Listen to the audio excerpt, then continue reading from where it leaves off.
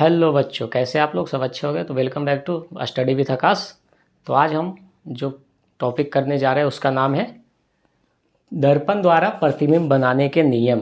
कि दर्पण जो प्रतिबिंब बनाता है उसके क्या क्या नियम हैं, कैसे वो बनाता है, वो आज इस क्लास में जानेंगे। और इसके जो परिभाषा है वो पढ़ेंगे और उसको हम दर्पण के डायग्राम द्वारा बना के आपको दिखाएंगे भी कि वो कैसे बनता है। तो पहला नियम क्या बोलता है दर्पण के प्रतिबिंब बनाने के नियम में? दर्पण के मुख्य अक्ष के समानांतर आने वाली प्रकाश की किरण दर्पण से परावर्तन के पश्चात मुख्य फोकस F से होकर जाती है अवतल दर्पण में, या मुख्य फोकस से आती हुई प्रतीत होती है।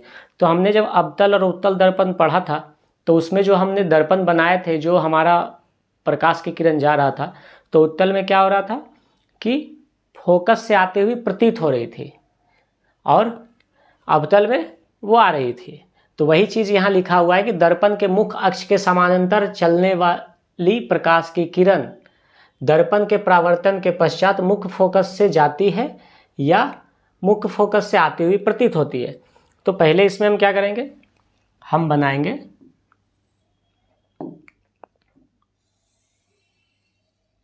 उत्तल दर्पण।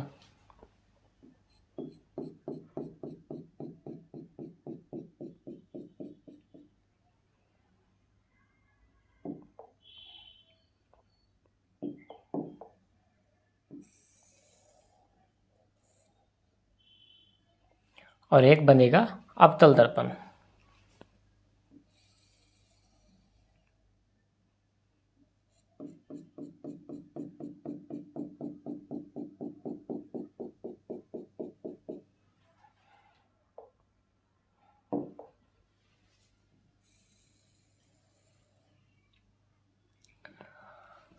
ये हमारा बन गया। अब ये हमारा क्या है, ये है मुख्य अक्ष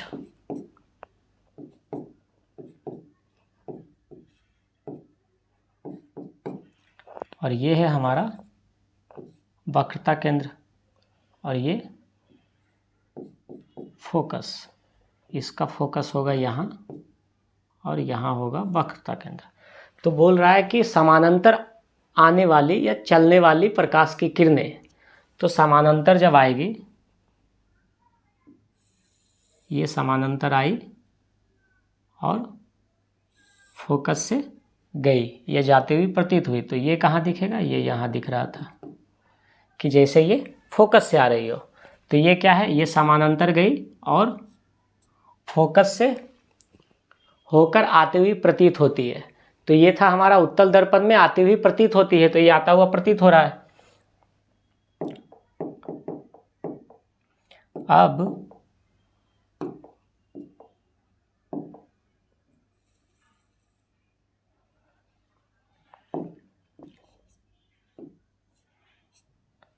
अब हम देखते हैं अवतल दर्पण में कि अवतल दर्पण में क्या बोल रहा है। जब मुख्य फोकस के समानांतर आने वाली प्रकाश की किरण दर्पण के परावर्तन के पश्चात मुख्य फोकस से होकर के जाती है, तो ये क्या होगा, जब प्रकाश की किरण आएगी तो ये समानांतर आएगी मुख्य फोकस से, मुख्य अक्ष के, और फोकस से होकर के जाएगी, यही कह रहा है।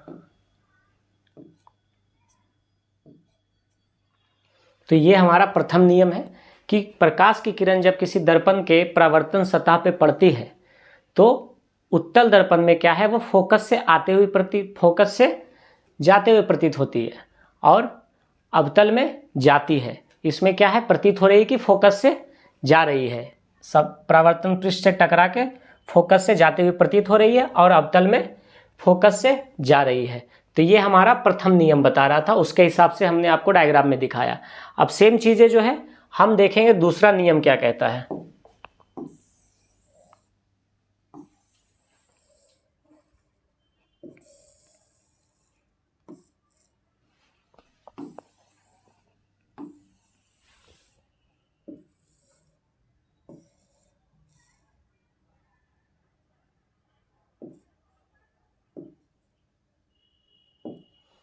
अब दूसरा नियम है कि दर्पण के मुख्य फोकस से होकर आने जाने वाली अवतल दर्पण में या मुख्य फोकस की ओर आने वाली उत्तल दर्पण में प्रकाश की किरण परावर्तित होकर मुख्य अक्ष के समानांतर हो जाती है। पहला था कि समानांतर आएगी तो फोकस से जाएगी, अब ये बोल रहा है कि फोकस से आएगी तो समानांतर जाएगी। तो अब फिर से हम जो है एक उत्तल और एक अवतल दर्पण बनाएंगे।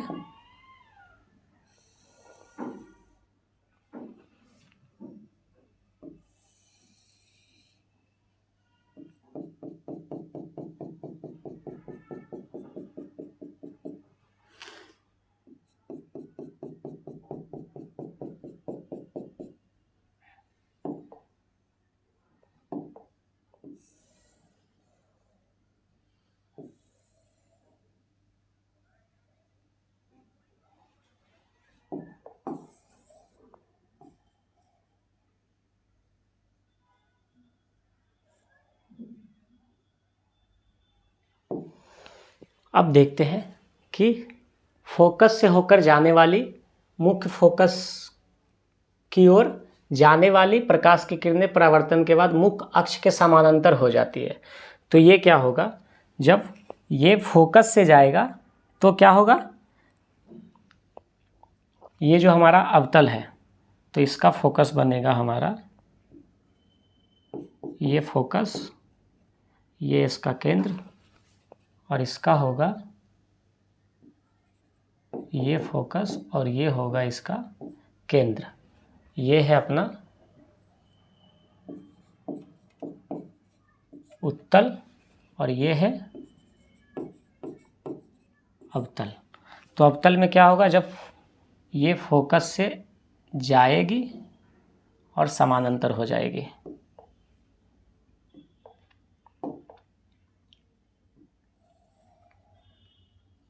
परावर्तन पृष्ठ पे टकरा के ये मुख्य अक्ष के समानांतर हो जाएगी। तो ये क्या बोल रहा है, जब फोकस से जाएगी तो समानांतर हो जाएगी। तो ये फोकस से गया और परावर्तक पृष्ठ से टकरा करके दर्पण से परावर्तित होकर मुख्य अक्ष के समानांतर हो जाएगी, और जाएगी किससे, प्रकाश की किरण मुख्य फोकस से जाएगी और समानांतर हो जाएगी। तो ये मुख्य फोकस से गई और समानांतर हो गई। और ये इसमें देखेंगे तो हम जब मुख्य फोकस से जाएगी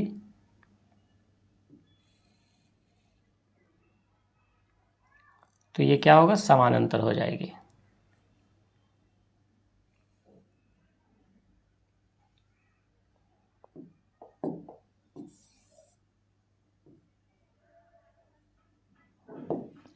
ये क्या हुआ, इधर से जब गया और समानांतर होके रिटर्न आया। अब इसको अगर देखेंगे हम तो उत्तल में हमारा क्या होता था, ये प्रतीत होता था जैसे मुख्य फोकस से जा रही है। तो ये क्या हुआ, मुख्य फोकस से जाएगी तो समानांतर हो जाएगी, और इसमें क्या था कि समानांतर जाएगी तो मुख्य फोकस से टकरा के वापस आएगी। तो ये हमारा जो है ये पहला नियम था, ये जो था हमारा पहला नियम, और ये है हमारा दूसरा नियम। पहला नियम था कि समानांतर जाएगी तो मुख्य फोकस से टकरा के वापस आएगी, समानांतर जाएगी तो मुख्य फोकस से आएगी। और इसमें क्या है, मुख्य फोकस से जाएगी तो समानांतर आएगी। तो ये मुख्य फोकस से जाकर के समानांतर हो जा रही है, इसमें भी मुख्य फोकस से जाकर के समानांतर हो जा रही है। अब तीसरा नियम क्या कहता है, दर्पण के वक्रता केंद्र से होकर आने वाली अवतल दर्पण में या वक्रता केंद्र की ओर जाने वाली उत्तल दर्पण में प्रकाश की किरणें परावर्तन के पश्चात अपने ही मार्ग में लौट जाती है। अब इसको देखते हैं कि ये कैसे होगा।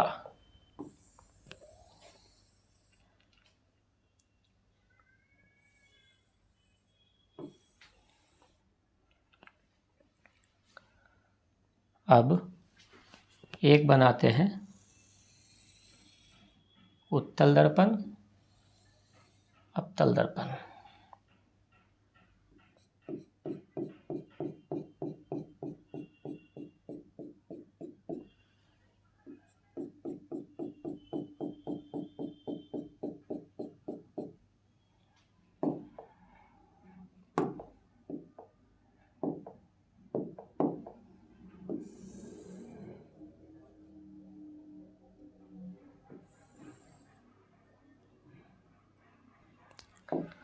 ये हो गया मुख्य फोकस।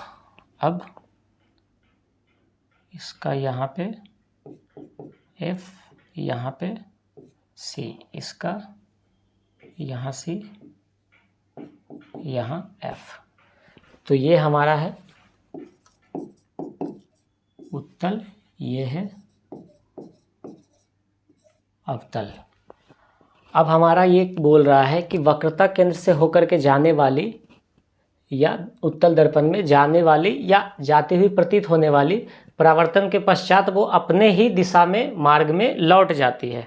तो ये कैसे होगा, वक्रता केंद्र से कैसे जाएगी, तो ये हम यहाँ से देखते हैं। जब इसको ऐसे लेकर के जाएंगे तो ये क्या होगा, ये अपने ही दिशा में लौट जाएगी, इधर से ये जाएगी, अब परावर्तन के बाद इधर से रिटर्न हो जाएगी। और ये प्रतीत कहाँ होगा कि जैसे वक्रता केंद्र से आ रही हो। और अगर वही हम देखें अवतल दर्पण में, तो अवतल दर्पण में क्या होगा, ये केंद्र से जाएगी, वक्रता केंद्र से, और उसी दिशा में लौट जाएगी।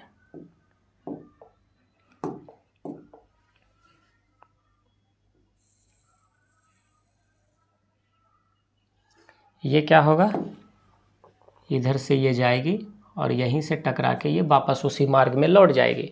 तो ये हमारा है नियम नंबर 3 कि प्रकाश की जब दर्पण के वक्रता केंद्र से होकर आने वाली प्रकाश की किरण परावर्तन के पश्चात अपने ही मार्ग में लौट जाती है। तो ये हमारा वक्रता केंद्र है और इससे ये आती हुई प्रतीत हो रही है उत्तल दर्पण में और उसी मार्ग में लौट जा रही है। मतलब हमारा कोई ये दर्पण है, इसमें जब हम क्या है, जब प्रकाश की किरण कुछ इस तरह से जाएगी जब वक्रता केंद्र पे, तो ऐसा लगेगा कि ये यहाँ से टकरा के वापस आ रही है। तो ये ऐसे जब जाएगी तो इसी दिशा में वापस आ जाएगी। और सेम जो हमारा अवतल है उसमें भी वही चीज़ है। तो उत्तल में हमारा क्या होता है, मिरर के पीछे बनती है फोकस और वक्रता केंद्र, इसमें मिरर के आगे बनती है परावर्तन पृष्ठ की तरफ। तो आई होप कि आपको समझ में आएगा कि दर्पण द्वारा प्रतिबिंब बनाने के जो 3 नियम है, पहला क्या है, समानांतर आएगी तो फोकस से जाएगी, और दूसरा है कि फोकस से आएगी तो समानांतर हो जाएगी, समानांतर होकर के वो प्रकाश की किरणें जाएगी, और तीसरा है कि अगर वक्रता केंद्र से जाएगी तो उसी दिशा में वापस लौट जाएगी। तो ये 3 नियम है हमारे जो परिवर्तन प्रतिबिंब बनाने के नियम है दर्पण के, वो ये 3 नियम है। तो ये ज़्यादा इंपॉर्टेंट नहीं है, पर आगे जब हम फॉर्मूला बनाएंगे, सूत्र जब करेंगे दर्पण का और जो न्यूमेरिकल्स आएंगे तो उसके लिए बहुत इंपॉर्टेंट है। हमें पता होना चाहिए कि अगर वो आंकिक प्रश्न में देता है कि कोई भी प्रकाश की किरण फोकस से आ रही है तो समानांतर होगी कि वक्रता केंद्र से आएगी तो किस दिशा में जाएगी, तो वो चीज़ें हमारे कॉन्सेप्ट में होना चाहिए। तो हम वहाँ पे वो चीज़ें अप्लाई कर सकेंगे, वो रूल्स, वो जो नियम है वो हम वहाँ अप्लाई करके वो न्यूमेरिकल सॉल्व कर सकते हैं। वो जो फॉर्मूला आएगा तो वहाँ से हमें पता चलेगा कि कौन से फॉर्मूला इसमें लगेगा। अगर कोई प्रकाश की किरण समानांतर आ रही है मुख्य अक्ष के, तो वो उसकी किरण कैसे रिफ्लेक्ट करेगी, परावर्तन के पश्चात वो कैसे जाएगी, तो वो यहीं से पता चलता है। जो दर्पण के प्रतिबिंब बनाने के नियम है ये 3, इन्हीं 3 नियमों से हमें पता चलेगा कि कौन सा नियम किस प्रतिबिंब बनाने के नियम पे लागू होगा, वो प्रतिबिंब बन कैसे रहा है, वो कौन से नियम को फॉलो कर रहा है, किस नियम का पालन करके वो प्रतिबिंब को बना रहा है। तो ये 3 नियम हमें याद रखना होगा कि प्रकाश की किरणें आ कहाँ से रही है और टकरा के जा कहाँ रही है परावर्तन के बाद। तो आई होप कि आपको ये समझ में आया होगा, रटना नहीं है। इस तरह से आपको प्रतिबिंब को मिरर बना करके, दर्पण बना करके उसमें हमने इसलिए दिखाया ताकि आपको याद रहे। लिखा हुआ तो बुक में भी है, वहाँ से भी आप रट्टा मार सकते हो, पर पता नहीं चलेगा कि वो बन कैसे रहा है, कैसे वो समानांतर आके फोकस से जा रही है, फोकस से आकर के समानांतर जा रही है, वक्रता केंद्र से आकर के कैसे वो वापस उसी दिशा में लौट जा रही है। तो इसलिए हमने ये दर्पण के ये चित्र बना करके आपको समझाने की कोशिश की ताकि बेटर आपको समझ में आए। आई होप कि आपको समझ में आया होगा। Thank you so much. मिलते हैं नेक्स्ट वीडियो में, तब तक के लिए धन्यवाद।